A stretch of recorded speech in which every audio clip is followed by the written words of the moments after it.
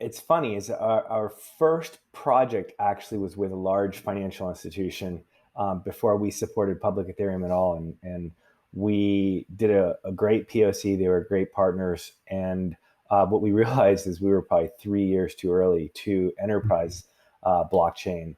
So my co-founder Tong Tong, we came out of the first POC meeting and we all looked at each other like we had just raised money. We were kind of like, oh my God, this is a long ways from where we thought we were on the enterprise side. So we literally took the POC that we had done and turned it loose on public Ethereum. Mm-hmm. And that was right before EdCon conference in Toronto. This is like Yeah. 2017. Our first product was this blockchain explorer, where we literally had built, back then it was just Etherscan.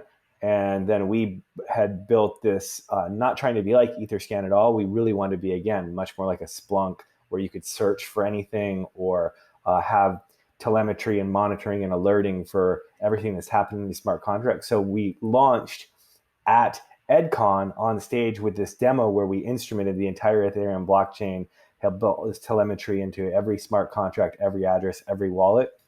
And then while I was on stage, there was this huge queue of people lining up to talk to me when I got off stage. I'm like, this is interesting. And I got off stage and they're all hedge funds. They're like, that's awesome. Like, how do I get access to this? And do you have an API? And how do I get price? I'm like, huh, okay. And then we had the epiphany early on that you needed to have a comprehensive view, because if blockchain specifically, it was only Ethereum then, it was Bitcoin and Ethereum, were the only ones that really mattered.